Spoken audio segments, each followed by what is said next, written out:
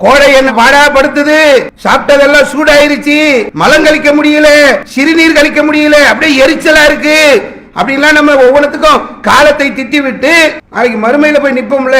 சூரியன் எங்க இருக்குமா? அல்லாஹ்வுடைய தூதர் சொன்னாங்க, சில மைல்களுக்கு அப்பால் அல்லாஹ் நிறுத்தி இருப்பான். 15 கோடி கிலோமீட்டர் தூரத்தில் இருக்கிற சூரியனுக்கு மனுஷன் என்ன பாடுபடுறான் தெரியுமா? ரோட்ல போகும்போது பாக்குறோம், எங்கேயாவது ஒரு இடத்துல பைக்ல போறவன் சிக்னல் எங்க இருக்கு, நேல் இங்கன்னு இங்க நின்னுறான். இப்ப கவர்மெண்ட் ஒரு ஏற்பாடு வேற, எல்லா சிக்னல்லையும் பச்சை துணி கட்டி வச்சிருக்காங்க, வெயில் மேல படக்கூடாதுன்னு. அந்த நிக்கிற அந்த ஒரு நிமிஷம் தாங்க முடியலையே. எங்க 15 கோடி கிலோமீட்டர் தூரத்துல இருக்கு, ஒரு நிமிஷம் ரோட்ல நிக்க முடியுதா? அந்த எண்ணம் வருதா? நம்ம அங்க இருக்க வெயில் பரவாயில்ல நிப்ப நின்றுவோமா? முடியல. மறுமையில எப்படி தெரியுமா இருக்கும்? வெட்ட வெளி, எந்த கூடாரமோ எந்த மரமோ எந்த நிழலோ எந்த ஒதுங்குமிடமோ இல்லாத ஒரு நாள்ல சூரியனை சில மைல்களுக்கு அப்பால் அல்லாஹ் நிக்க வைப்பான். அப்ப எதுக்கு படிப்பினை பெறணுமா இல்லை இந்த உலகத்துல? இந்த கோடை காலம் வந்த உடனே நமக்கு மைண்ட்ல என்ன வரணும்? நாளைக்கு வெட்ட வெளியில நிப்போமே, சூரியன் சில மைல்களுக்கு அப்பால் இருக்கும்போது என்ன செய்வோம்? அல்லாஹ்வுடைய தூதர் சொன்னாங்க, ஒவ்வொருத்தர் செஞ்ச அமல் இருக்குல்ல, அந்த அமலுக்கு ஏற்ற மாதிரி வேர்வை வருமா.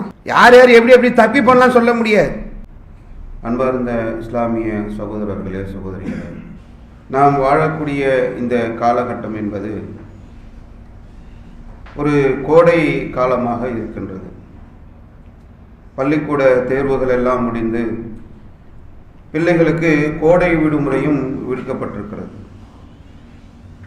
பிள்ளைகள் எல்லாம் இப்பொழுது கோடை விடுமுறை விட்ட காரணத்தினால் மகிழ்ச்சியோடு இருக்கின்ற இந்த நேரத்திலே பெற்றோர்களாக இருக்கக்கூடியவர்கள் பிள்ளைகளுக்கு லீவு விட்டதை அவர்கள் மகிழ்ச்சியோடு கொண்டாடக்கூடிய நேரத்தில் நாம் சில நெருக்கடிகளையும் சந்திக்கக்கூடிய ஒரு நிலை இருக்கிறது.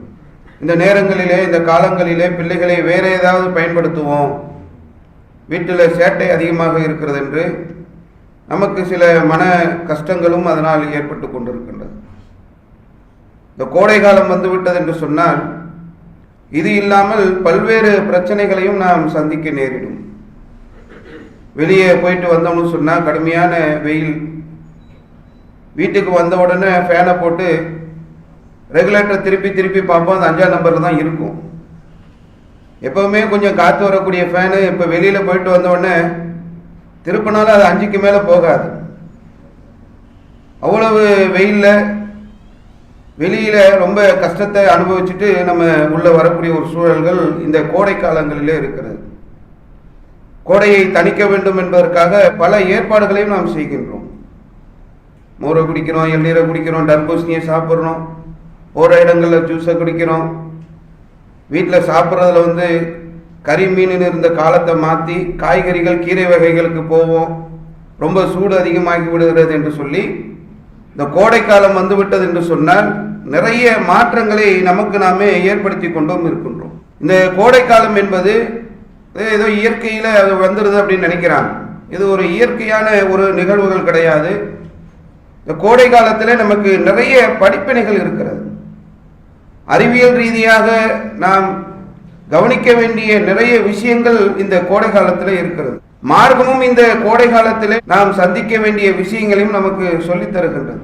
இந்த கோடை காலம் வந்துவிட்டது என்று சொன்னால் மிகப்பெரிய சில தாக்கங்களை இந்த கோடை காலம் ஏற்படுத்துகிறது. குறிப்பாக சொல்லணும்னு சொன்னால் நோய்கள், உடல்ல ஒரு சோர்வு ஏற்படும், தலைவலி, தலை சுற்றல், நீர்சத்து குறைபாடு, கர்ப்பிணி பெண்களுக்கெல்லாம் மிகப்பெரிய ஒரு சிரமமான ஒரு காலமாக இந்த கோடை காலம் மாறிடும். சில நம்பிக்கை உள்ளவர்கள் என்ன பண்ணுவாங்கன்னா, சித்திரை மாசத்துல குழந்தை பிறக்கிற அந்த சூழல் வந்துவிடக்கூடாது என்பதற்காக ஆடி மாசத்துல கணவனும் மனைவியும் சேரக்கூடாதுன்னு பிரித்து வச்சிருவாங்க. சித்திரை மாதம் என்பது கோடை நிறைந்த ஒரு காலம். நம்ம ஆங்கில மாதங்களில் சொல்றதுனால நமக்கு ஏப்ரல் மாதம், மே மாதம் நம்ம சொல்லிட்டு இருக்கிறோம். அவர்கள் அந்த சித்திரை மாதத்துல குழந்தை பிறக்கக்கூடிய ஒரு சூழல் ஏற்பட்டது என்று சொன்னால் கர்ப்பிணிகள் ரொம்ப கஷ்டப்படுவாங்க. பிறக்கக்கூடிய அந்த குழந்தைகள் அந்த வெயில் காலத்துல, அந்த கோடை காலத்துல அந்த சின்ன பிள்ளைகள் சிரமப்படக்கூடிய ஒரு சூழல் ஏற்படும் என்று சித்திரையில பிள்ளையை பெறக்கூடாதுன்னு இருந்த காலங்கள்லாம் இருந்தது. கோடை காலம் வந்துவிட்டது என்று சொன்னால் பல்வேறு நோய்கள், வளர்ந்து விட்ட நாடுகள் எல்லாம் கூட இந்த கோடை காலத்தை அடைந்து விட்டார்கள் என்று சொன்னால் இறப்பு விகிதம் அதிகமாகிறது என்று சொல்லக்கூடியதை பார்க்கிறோம். மூளைக்கு போகக்கூடிய ரத்தம் அது கட்டி விடுகிறது, இதயத்திற்கு செல்லக்கூடிய ரத்தம் கட்டி விடுகிறது என்று சொல்லக்கூடிய சூழ்நிலைகள்லாம் நம்ம பார்க்கிறோம். நம்ம கண்கூடாகவே நிறைய நோய்களை பார்க்க தானே செய்யறோம். வெயில் காலம் வந்துருச்சுன்னா சூடு கட்டிகள் வந்துடும், வியர்க்குறுகள் வந்துடும், அம்மை போன்ற நோய்கள் வரும், மஞ்சை காமாலை நோய்கள் வரும் என்று பல்வேறு நோய்கள் இந்த கோடை காலம் வந்துவிட்டது என்று சொன்னால் நாம் ஒவ்வொரு கோடை காலங்களிலும் சந்திக்கக்கூடிய ஒன்றாகத்தான் இருக்கிறது. இந்த கோடை காலம் வருகிறதே ரொம்ப வேதனைகளை நாம் சந்திக்கின்றோம், நிறைய கஷ்டங்களை எல்லாம் நாம் அனுபவித்துக் கொண்டிருக்கிறோம். என்னதான் இது? வயதானவர்கள் இருந்தார்கள் என்று சொன்னால் அடுத்த சீசனை நம்ம எப்ப தொடுவோம், எப்ப இந்த பருவநிலை மாறும் என்று சொல்லக்கூடிய அளவிற்கு இன்னும் இந்த காலங்கள் எல்லாம் பருவநிலை மாற்றங்களோட காலமாக நாம் வாழ்ந்து கொண்டிருக்கிறோம். போன வருஷத்தை விட இந்த வருஷம் வெயில் அதிகம், இந்த வருஷத்தை விட அடுத்த வருஷம் வெயில் அதிகமாகத்தான் இருக்கும் என்று சொல்லக்கூடிய அளவுக்கு கட்டாயமாக இந்த கோடை காலத்தை நம்ம சந்தித்து தான் ஆகணும். இந்த வெயிலுடைய அந்த தாக்கம் என்பது நாம் சந்திக்கக்கூடிய ஒரு நிலைதான் இருக்கும் என்று சொல்லி ஒவ்வொரு காலத்துல நம்ம இந்த கோடையை சந்திக்கிறோம். இது கோடை காலம்னா என்ன, அதுல இருக்கக்கூடிய விஷயம் என்ன, அதுல நம்ம பெற வேண்டிய படிப்பினை என்ன என்று நிறைய இருக்கிறது. அதுல முக்கியமான விஷயம் என்னவென்று சொன்னால் மனிதன் வேறு கடவுள் வேறு. கடவுள் என்பவன் யார், மனிதர்கள் யார் என்பதை நாம் அறிந்து கொள்வதற்கு அடிப்படையாக இந்த கோடை காலம் இருக்கிறது. நம்ம சக்திக்கு அப்பாற்பட்டு நடக்கக்கூடிய நிகழ்வுகள் எல்லாம் நாம் இயற்கை என்று இயற்கையின் பேர்ல போட்டுட்டு போயிடும். அது இயற்கை அல்ல, அது அல்லாஹ் ரப்பல் ஆலமீன் ஏற்படுத்தி வைத்திருக்கிற அவனுடைய செயற்கை என்பதை நம்ம முதல்ல விளங்கி கொள்ள வேண்டும். கோடை காலத்தை நம்ம அழகான படிப்பினை பெறக்கூடிய ஒரு காலமாக நம்ம ஆக்கிடணும். நிறைய சொகுசுகள், நிறைய வசதிகள் வந்துருச்சு. இன்னைக்கு இன்றைய தினத்துல நாம் அந்த கோடையை உணராத அளவிற்கு நிறைய ஏற்பாடுகள், மருத்துவம் வளர்ந்துருச்சு, வசதிகள் வளர்ந்து விட்டது. நம்ம வீட்டுக்கு போனா ஏசி, வாகனத்துல ஏசி, பள்ளிக்கு வந்தால் கூட இப்போ ஏசி என்று சொல்லக்கூடிய அளவிற்கு கோடையுடைய அந்த வெப்பத்தை உணராத அளவிற்கான ஒரு சூழ்நிலைகளுக்கு நாம் மாறிக்கொண்டிருக்கிறோம். இப்படிப்பட்ட கால சூழ்நிலையிலே அல்லாஹ் ரப்புல் ஆலமீன் யார், இறைவன் என்பவன் யார், மனிதர்கள் என்பவர்கள் யார், நம்முடைய பலகீனத்தை உணரக்கூடிய ஒரு முக்கியமான ஒரு காலகட்டம் தான் இந்த கோடை காலம் என்பது. அல்லாஹ் ரப்பல் ஆலமீன் திருமறை குர்ஆனிலே நமக்கு சொல்லும் போது அழகாக அல்லாஹ் கேட்கிறான், நீங்கள் விதைக்கிறீர்களே அதை நீங்க சிந்திச்சு பார்த்திருக்கிறீங்களா? நம்ம விதைக்கிறோம்ல, எல்லாமே காசு கொடுத்து வாங்கிடுறோம், அதனால நமக்கு எதுவுமே தெரிய மாட்டேங்குது. வீட்டுக்கு காய்கறி வந்துடுது, பழங்கள் வந்துடுது, தேவையான உணவுகளை நமக்கு சமைத்து கொடுத்து விடுகிறார்கள், அதனால நமக்கு ஒன்றுமே புரிய மாட்டேங்கிறது. அல்லாஹ் ரப்பல் ஆலமீன் கேட்கின்றான், நீங்கள் விதைக்கிறீர்களே அதை பற்றி நீங்கள் சிந்தித்து பார்த்திருக்கிறீர்களா? அதை நீங்க முளைப்பிக்க செய்கிறீர்களா இல்ல நான் முளைப்பிக்க செய்கிறேனான்னு அல்லாஹ் கேட்கிறான். நீ விதைக்கிற அந்த விதைய அது எப்படி முளைக்குதுன்னு தெரியுமா? அது ஓ ஆற்றலா, ஓ சக்தியா, ஓ திறமையா? நீ ஒரே மண்ணுல, ஒரே இடத்துல, ஒரே ஊர்ல ஆயிரக்கணக்கான விதைகளை வடிவமாக வடிவமைத்துக் கொண்டு நீ விதைக்கிறாயே, அதை நீ முளைப்பிக்க செய்கிறாயா? இதுல மாங்கனி வர வேண்டும், இதுல ஆப்பிள் வரணும், இதுல திராட்சை வரணும், இதுல பேரிச்சை வரணும், நீ திட்டமிட்டாயா? நீ விளைவிக்கிறாயா என்று சொல்லிவிட்டு அல்லாஹ் அது கேட்கிறா. நாம் நாடினால் அதை சருகுகளாக ஆக்கி விடுவோம், அப்போது நீங்கள் கை சேதப்பட்டவர்களாக ஆக்கி விடுவீர்கள். அல்லாஹ், நீ விதைச்சிட்டப்பா, நீ விதைச்சதை நீ அதை முளைப்பிக்க செய்கிறாயா, நான் முளைப்பிக்க செய்கிறேனா? நான் நினைத்தேன் என்று சொன்னால் அதை சருகாக மாத்திடுவேன், ஒண்ணுமே இல்லாம ஆக்கிடுவேன், நீ நஷ்டம் அடைஞ்சவன் ஆயிடுவேன் என்று சொல்லி அல்லாஹ் ரப்பல் ஆலமீன் நாம் விதைக்கக்கூடிய விதைகளை சொல்லி தருகிறார். சில நேரங்கள் எல்லாம் பார்க்க தான் செய்யணும். மனுஷன் விதைச்சிட்டு அறுவடை செஞ்சிடலாம், சாகுபடி பண்ணிடலாம், நம்ம மூட்டை மூட்டையா நெற்களை ஏத்திடலாம், நம்ம நல்ல அறுவடையுடைய அந்த பொருளாதாரத்தை அனுபவிக்கலாம் நினைச்சு அவர்கள் விதைக்கிறார்கள். ஆனா சில நேரங்கள்ல இயற்கையுடைய காரணம், அல்லாஹ் ரப்பல் ஆலமீன் தரக்கூடிய அந்த சூழ்நிலைகளின் காரணமாக அதெல்லாம் அறுவடை செய்ய முடியாமல் தேங்கி போகக்கூடிய, அதையெல்லாம் நாசமாகக்கூடிய ஒரு சூழ்நிலைகளை பல நேரங்களில் நம்ம பார்க்கிறோம். அதே மாதிரி அடுத்தது தொடர்ச்சியாக அல்லாஹ் ரப்பல் ஆலமீன் கேட்கிறான், அஃபரா ஐத்துமுல் மா அல்லதி தஸ்ரஃபு, நீங்க குடிக்கக்கூடிய தண்ணீரை பற்றி நீங்க சிந்திச்சிருக்கிறீங்களா? நமக்கு ரொம்ப ஈஸியா கிடைக்குது எல்லாமே இந்த காலங்கள்ல. அந்த தண்ணீரை பற்றி நீங்கள் சிந்தித்திருக்கிறீர்களா? வெளியில இருந்து வந்த உடனே எவ்வளவோ குடிக்கிறோம், அந்த தாகம் அந்த தொண்டையில அடங்க மாட்டேங்கிறது, நம்ம குடிக்கிறோமே, இந்த தண்ணீரை பற்றி நீங்கள் சிந்தித்து பார்த்திருக்கிறீர்களா? இதை மேகத்திலிருந்து நீங்க இறக்குறீங்களா, நான் இறக்கி தந்தனான்னு கேட்கிறாங்க. நீ தண்ணி குடிக்கிறியே, இந்த தண்ணீர் எப்படி வருது தெரியுமா? இந்த தண்ணீரை பற்றி நீ சிந்தித்து பார்த்திருக்கிறியா? இது வானத்திலிருந்து மேகத்திலிருந்து நான் இறக்கி தருகிறேனே, நான் இறக்கி தருகிறேனா இல்ல நீங்க இறக்குனீங்களா? உங்க ஆற்றல் அது. உங்க ஆற்றலுக்கு மேல ஒரு ஆற்றல் இருக்கிறத நீங்க சிந்தித்து பார்க்க மாட்டாமா? நான் நாடி இருந்தேன்னா அதை உப்பு தண்ணி ஆக்கிட்டு இருப்பேன். உப்பு தண்ணி ஆக்கினா குடிக்க முடியுமா? தண்ணியை குடிக்கிறியே, தண்ணியை நீ சிந்திச்சு பார்த்தியா? நீ இறக்குறியா நான் இறக்குறேன்னா? அதை நான் நாடி இருந்தேன் என்று சொன்னால் அதை நான் உப்பு தண்ணீராக ஆக்கியிருப்பேன். நீங்கள் நன்றி செலுத்த வேண்டாமா? அல்லாஹ்வை நீ நினைச்சு பார்க்க வேண்டாமா? யாருப்பா பண்ண இது? நீ விதைச்சதுனால அது வந்துருச்சா? அது எப்படி வந்தது என்பதை நீ பார்க்க மாட்டியா? அதை சருகாக்கிற ஆற்றல் எனக்கு இல்லையா? தண்ணியை பத்தி சிந்திக்க மாட்டியா? நாலுப்பா அதை இறக்கி வைக்கிறேன், அது உப்பு தண்ணி ஆக்கியிருந்தா என்ன பண்ணுவேன்? நீ நன்றி செலுத்த மாட்டாய் என்று அல்லாஹ் ரப்பல் ஆலமீன் கேட்கிறான். அடுத்து கேட்கிறான், நெருப்பு இருக்குல்ல, இந்த நெருப்பை நீங்க சிந்திச்சு பார்த்திருக்கிறீங்களா?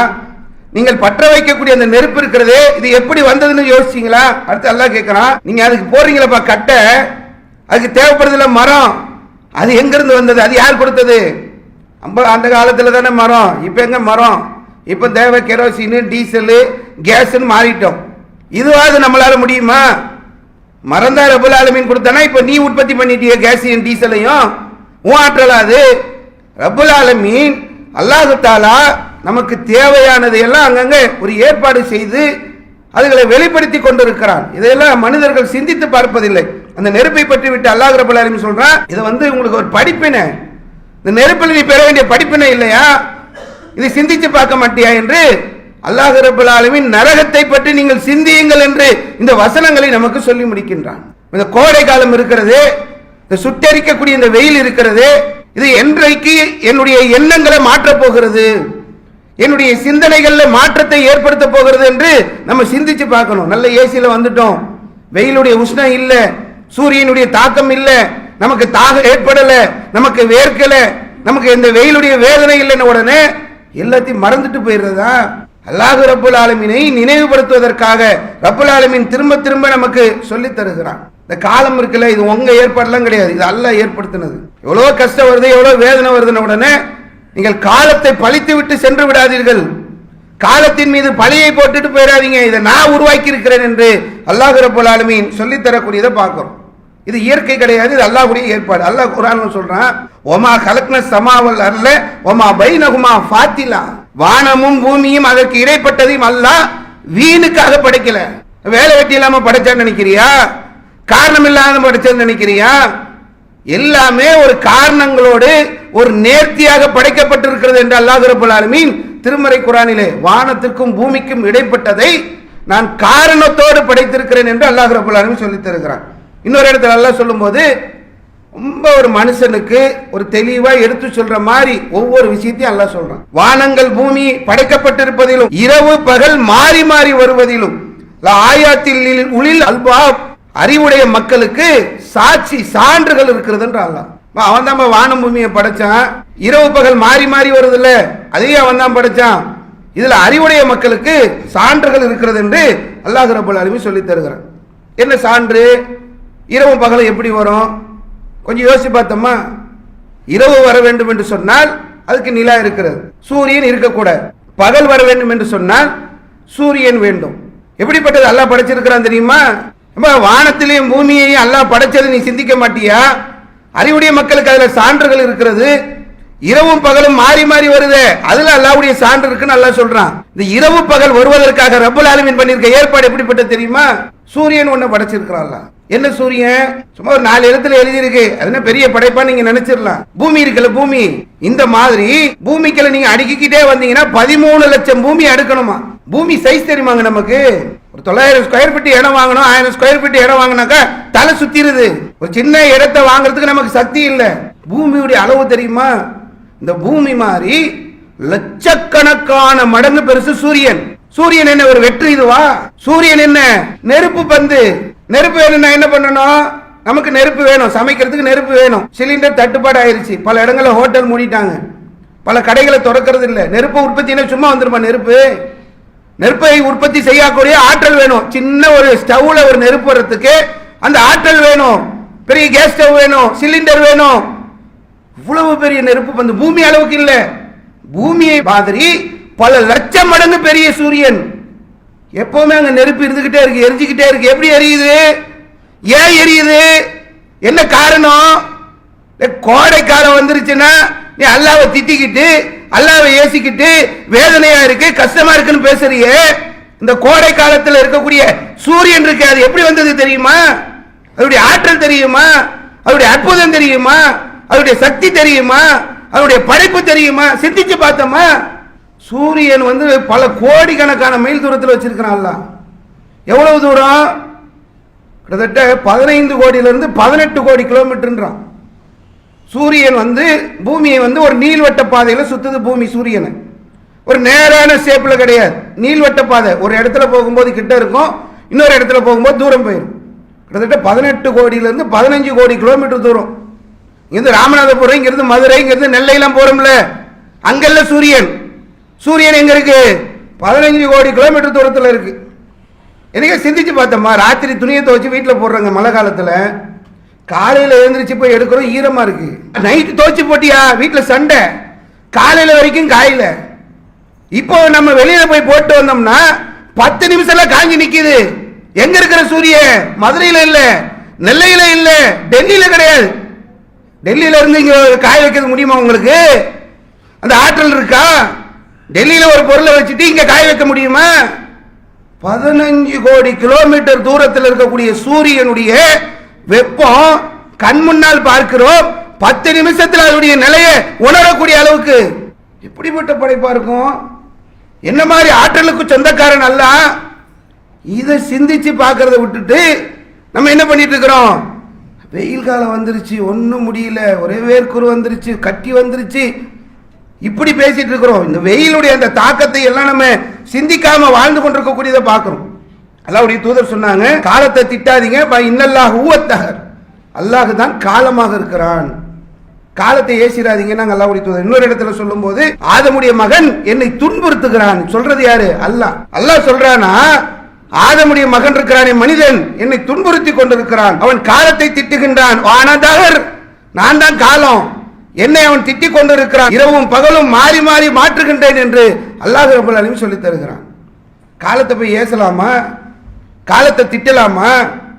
அதில் என்ன நான் படிப்பினை பெறணும், அதில் உள்ள விஷயம் என்ன, அது எதற்காக செய்யப்பட்டிருக்கு, அதனுடைய நன்மை என்ன, அதை விளங்கி நான் செய்ய வேண்டிய செயல்கள் என்ன என்பதை எல்லாம் சிந்திக்காமல் காலத்தை திட்டக்கூடியதை பார்க்கணும்.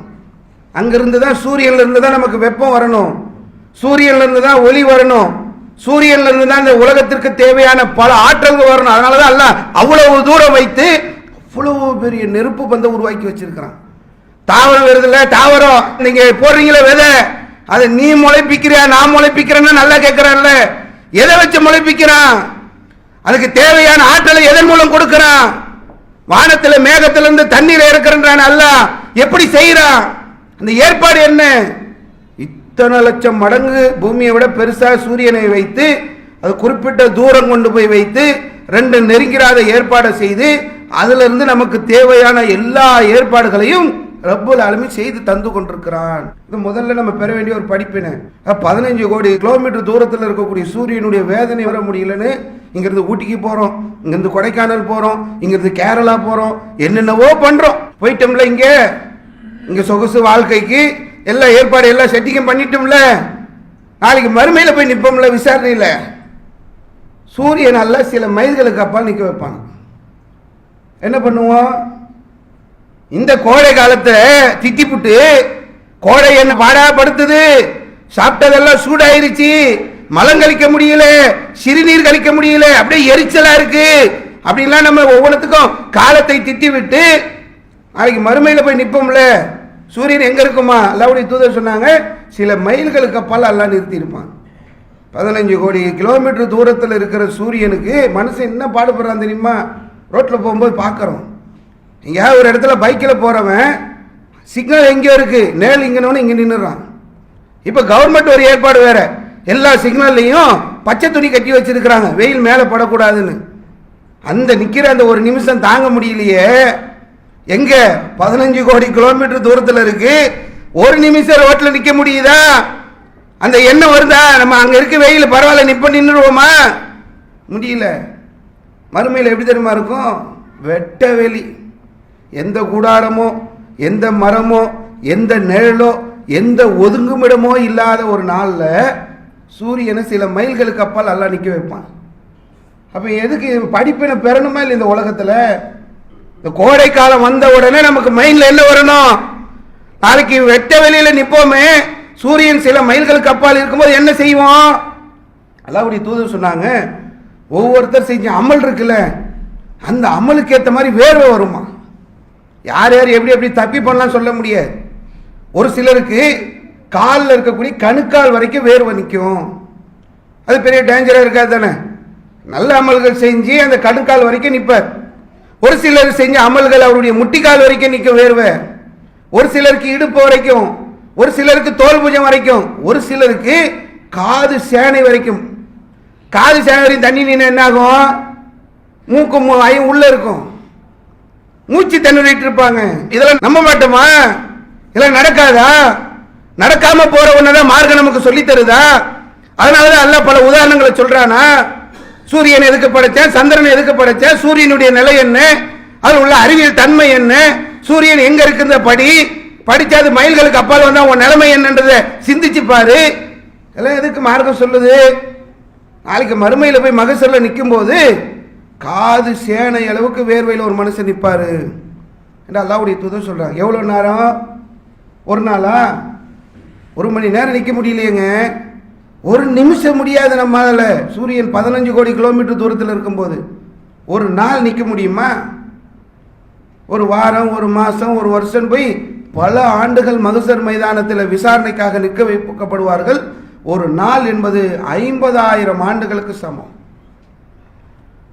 அவ்வளவு ஒரு நெருக்கடியான ஒரு நிலையை மனுஷன் சந்திக்க போகிறான் என்பதை நமக்கு திருமறை குர்ஆனிலே அல்லாஹ் ரப்பல் ஆலமீன் பல இடங்களிலே நமக்கு சொல்லித் தருகிறான். அல்லாஹ்வுடைய தூதர் சொன்னாங்க, மகசர் மைதானத்தில் ஒரு ஏற்பாடு. அதுக்கப்புறம் இங்கிருந்து உலகத்தில் வாழ்ந்துட்டோம்ல, நிறைய வகையான ஹீட்டெல்லாம் பார்த்துட்டோம். 40 டிகிரி செல்சியஸ் இருந்தால் ஒரு மனுஷனுடைய பாடி தாங்கும். அதே 100 டிகிரி போனால் தாங்குமா நம்ம உடம்பு? அல்லாஹ்வுடைய தூதர் சொன்னாங்க, பூமியில் நீ பார்த்த நெருப்ப மாதிரி 69 மடங்கு அதிகம் மறுமையில் உள்ள நெருப்புனாங்க. இங்கே இருக்கிற நெருப்பு 70 மடங்குல 1 மடங்கு தான் நீ பார்க்குற. இதை விட 69 மடங்கு அதிகமான வெப்பம் உள்ளதுதான் மறுமையில் உள்ளது என்று அல்லாஹ்வுடைய தூதர் சொன்னாங்க. கொஞ்சம் யோசிச்சு பாருங்க, தாங்க முடியுமாங்க? அதாவது மற்ற கொள்கை சார்ந்த மற்ற நம்பிக்கை கொண்டவர்களுடைய நிலைமை வேற. இஸ்லாமிய மார்க்கம் நாளைக்கு மறுமையில் என்ன நடக்க போகிறது என்பதை அழகாக நம்ம படிக்கக்கூடிய அளவிற்கு நமக்கு பாடம் நடத்துகிறது. மறுமை நாளில் 69 மடங்கு அதிகம் என்று சொன்னால் அது எப்படி தாங்குவீங்க? வெளில போய் 1 மணி நேரம் நின்றுட்டு இதெல்லாம் எனக்கு பெரிய விஷயமா அப்படி சொல்லிட முடியுமா? அதாவது படிப்பினை பெறுவதற்காக இந்த காலகட்டங்களை, இந்த பருவங்களை அல்லாஹ் ரப்பல் ஆலமீன் ஏற்படுத்தி இருக்கிறார். இன்னொரு இடத்துல அல்லாஹ்வுடைய தூதர் சொல்றாங்க, நரகமே நரகத்தை சாப்பிடுது. நெருப்பு நரகத்தை சாப்பிடக்கூடிய ஒரு நிலை. அப்போ அல்லாஹ்விடத்தில் நரகம் முறையிடுகிறதா? இந்த மாதிரி நரகமே அரித்து கொண்டு போகக்கூடிய ஒரு சூழல் இருக்கிறதுன்னும் போது அல்லாஹ் ரப்பல் ஆலமீன் நீ மூச்சு விட்டுக்கொள் என்று சொல்லி அனுமதி தருகிறான். மூச்சு விடுகிறது நரகம். அல்லாஹ்வுடைய தூதர் சொன்னாங்க, இங்கே ஏற்படுதல் இந்த வெப்பம் இது நரகத்துடைய மூச்சு காற்றுனாங்க. கொஞ்சம் மண்டையில் நமக்கு ஏதாவது ஒரு பக்கத்துலையாவது இதை நம்ம யோசிச்சிட்டோம்னா, நரகம் விடக்கூடிய மூச்சு காற்று தான் இந்த வெப்பம் என்று சொன்னால், வெப்பம்னா நம்ம இங்கே ஏசியில் உட்காந்துருக்கிறோமே இது இல்லை. மக்கா பெருவெளியில பாலைவனத்தில் சில நேரங்கள் எல்லாம் ஹஜ்ஜுக்கு போகும்போது இப்ப பல இடங்கள்ல ஏசி ஆகி போயிருச்சு. அரபா மைதானத்தில் முஸ்தலிஃபால எல்லாம் திறந்த வெளியில போய் இருப்பீங்க. அந்த மாதிரியான ஒரு சூழ்நிலையில இங்க நம்ம இப்ப அந்த வெப்பங்களை சந்திச்சுட்டு இருக்கிறோம். பருவநிலை காலங்கள் மாறிய காரணத்தினால கடுமையான வெப்பத்திறமை இப்ப சந்திக்கக்கூடிய அளவிற்கான சூழ்நிலைகளை ஏற்பட்டு இருக்கிறது. இப்ப இந்த வெப்பம் என்பது எப்படிப்பட்டது என்று சொன்னால் நரகம் விழக்கூடிய மூச்சு காற்று. இன்னொரு தடவை மூச்சு காற்று விடும்போது குளிர்ந்த காற்று வரும் என்று அல்லாஹ்வுடைய தூதர் நமக்கு சொல்லித்தராங்க. அப்போ இந்த நரகம்னா என்ன? சூரியனுக்கு 15 கோடி கிலோமீட்டர் தூரத்தில் இருக்கிறதே தாங்க முடியலன்னா அதனுடைய வெப்பமே எனக்கு இவ்வளவு கஷ்டப்படுறேன்னு சொன்னா, அப்ப நாளைக்கு நரகத்தில் இருக்கக்கூடிய சூழ்நிலை ஏற்பட்டா என்ன செய்வோம்? உலகத்தில் வாழும்போது நான் நரகத்துக்கு போகக்கூடாதுன்னு உழைக்கணுமா இல்லையா? நரகத்திற்கு என்னை அழைத்து செல்லக்கூடிய எல்லா காரியங்களை விட்டு நான் விலக வேண்டும், நான் படிப்பினை பெற வேண்டும், நான் திருந்த வேண்டும் என்பதை மார்க்கம் நமக்கு பல நேரங்களில் சொல்லித் தருகிறது. அப்போ இந்த கோடை காலம் என்பது நம்ம சிந்தித்து பார்க்க வேண்டிய ஒரு முக்கியமான ஒரு விஷயம். இந்த காலம் என்பது நமக்கு நிறைய படிப்பினைகளை தரக்கூடிய ஒரு காலமாக இருக்கிறது. இந்த படிப்பினையை பெற்று நாளைக்கு மறுமையில் இதை விட கடுமையான நெருக்கடிகளை எல்லாம் நம்ம சந்திக்க இருக்கிறோம் என்பதை உணர்ந்து இந்த கோடை காலத்தின் மூலமாக மார்க்கம் சொல்லக்கூடிய மறுமைக்கும் இந்த காலத்திற்கும் உள்ள அந்த ஒற்றுமையை விளங்கி மறுமைக்கு தயாராகக்கூடிய மக்களாக நாம் இருக்க வேண்டும். இந்த கோடை காலத்தில் நிறைய ஏற்பாடுகள் இன்னைக்கு நம்ம செஞ்சுக்கிறோம். நமக்கு தேவையான எல்லா சேஃப்டியும் செய்கிற அளவுக்கு ரப்புல் ஆலமீன் நமக்கு ஆற்றல்களையும் இந்த உலகத்தில் வழங்கி இருக்கிறான். நிறைய பேர் தேவை உள்ளவங்க இருப்பாங்க. தண்ணீர் பந்தல் அமைக்கிறது, மக்களுக்கு தேவைகளை நிறைவு செய்கிறது, வரக்கூடியவங்களுக்கு மோர்கள் கொடுக்கறது, அந்த கோடை காலத்தில் அவங்களுக்கு ஏற்படக்கூடிய அந்த பிரச்சனைகளை தீர்த்து வைக்கிறது. அல்லாஹ்வுடைய தூதர் இது சம்பந்தமா நிறைய சொல்றாங்க. தேவையான அந்த மக்களுக்கு அந்த கிணறுகளை ஏற்படுத்தி தர்றது, இதெல்லாம் நிரந்தர நன்மை என்று அல்லாஹ்வுடைய தூதர் நமக்கு சொல்லித்தராங்க. உஸ்மான் ரலியல்லாஹு அன்ஹு வந்து விலை கொடுத்து வாங்கி ஒரு கிணற்றை அப்படியே தர்மம் செய்கிறார்கள். அதே மாதிரி அல்லாஹ்வுடைய தூதர் சொன்னாங்க, ஒரு மரத்தை நட்டு வைத்தீர்கள் என்று சொன்னால் அதில் யாரெல்லாம் பயன்பெறுகிறார்களோ அந்த நன்மை உங்களுக்கு காலமெல்லாம் கிடைக்கும். அதில் வந்து ஒரு பறவை அதில் பயன்பெற்றதுனா கூட அந்த நன்மை உங்களுக்கு கிடைக்கும் என்று சொன்னார். அப்போ இந்த கோடையை தவிர்க்கக்கூடிய ஏற்பாடுகளையும் மார்க்கம் நமக்கு சொல்லித் தருகிறது. அந்த நன்மைகளையும் நம்ம செய்ய வேண்டும். நாளைக்கு மறுமையில் போய் நிற்கின்ற அந்த நேரங்களிலே சூரியன் சில மைல்களுக்கு அப்பால் இருக்கின்ற போது அல்லாஹ் ரப்பல் ஆலமீன் அர்ஷுடைய நிழலை நமக்கு தர இருக்கிறான். அது அல்லாஹ்வுடைய மாபெரும் கிருபையால் நாம் அதை அடைய வேண்டும் என்று சொன்னால் ஒரு 7 பண்புகளை அல்லாஹ்வுடைய தூதர் நமக்கு கற்றுத்தருகிறார்கள்.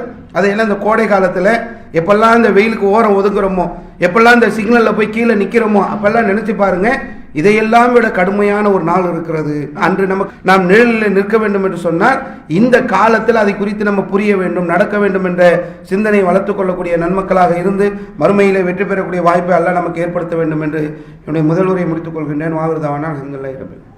الله أكبر الله أكبر.